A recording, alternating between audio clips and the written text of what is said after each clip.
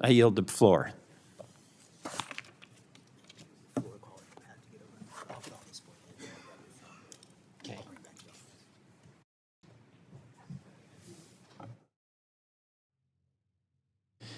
Senator Schiff will be joining us shortly. To my friend, Senator Welch, I hope we have a great relationship, but some of the things that he was talking about, the tug and pull of the executive and the legislative branch, plays out this way every time you have a transition of power. The best example I can use is a very current example right now between a Democrat governor and a Republican legislature in the state of North Carolina. We have a new governor who in his first 90 days is probably going to do, as he should, push the boundaries of the executive branch. That's their job. The same thing with President Trump. We need to continue to assert that there are very clear differences enshrined in the Constitution between who has authority, but to pretend that that just occurred in this administration is looking past the endless speeches that were made over the last 4 years about President Biden stretching his authority, being challenged in court, et cetera. So I don't think that this is new. And I do believe that getting back to Mr. Patel, that he's been treated unfairly. I had some posters here I'm not going to use, didn't even intend to speak until we determined that we need to allow more time for Mr. Schiff. But I heard a lot of people say in their comments, if the allegations are true. Now, this is coming from my colleagues on the other side of the aisle. So they're not 100% they're sure, but it sure certainly fits comfortably into a narrative in opposition to Mr. Patel. We heard a video referenced, I think, by Senator Whitehouse about, I think it was Senator Whitehouse, one of the members here, talking about the chopping of logs of the people on the so-called enemies list, which was an index to a book that Mr. Patel wrote and published. If you kept watching that same video that he didn't produce, and it was many years ago, you'll see that he was also chopping off at the end of the log MAGA, Truth Social, and a couple of other logos. Yeah, just put that up real quick.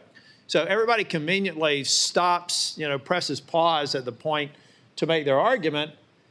But if they've gone a little bit further, they would have seen other things are coming off the log. So guys, let's be fulsome in our research, or our response, or our basis for opposing or supporting a nominee. I think Mr. Patel is going to come and fix an agency that I have great admiration for, that I still believe is the gold standard for law enforcement agencies in the world, in the history of the world. But to suggest that others should not be put under a microscope, I think, is naive. I supported Chris Wray, and yet he disappointed me in that he is at the top of the agency and there were inappropriate investigations going along. I supported Merrick Garland when he was put forth by Senator Biden, and yet he's disappointed me with some investigations and activities in the DOJ that were absolutely inappropriate under his watch. Did he know about it? I don't know. But what I do know is he was the head of the organization, and at some point you have to hold people in these organizations accountable. I trusted Mr. Comey until he gave me a reason not to.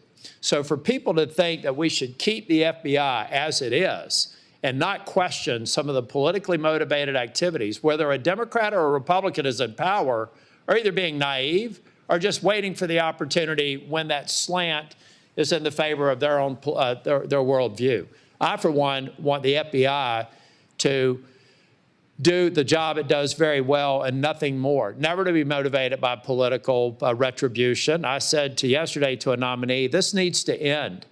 The political physics of for every action there's an opposite and equal reaction is what is tarnishing the reputation of the finest law enforcement agency recognized that way worldwide, and we can do better. There were other people that were saying that Mr.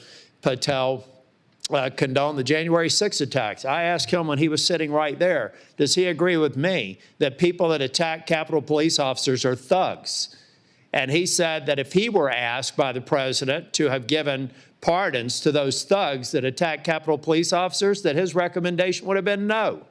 And yet people want to pretend that he was okay with that, coming in as the head of the FBI. So folks, let's just be honest here. There was someone else who said, there was a Republican that said this is a shirts and skins exercise. I'm the one that said it. Because when you see Pam Bondi, who has personal relationships with people on the other side of the aisle, not get a single Democrat vote from this committee, then clearly we're in a shirts and skins posture. Not always, probably not even for the remainder of this Congress. But right now, I stand by that characterization, and we saw it play out again here today. So unless Senator Durbin has anything to say, we'll be at ease until Senator Schiff arrives.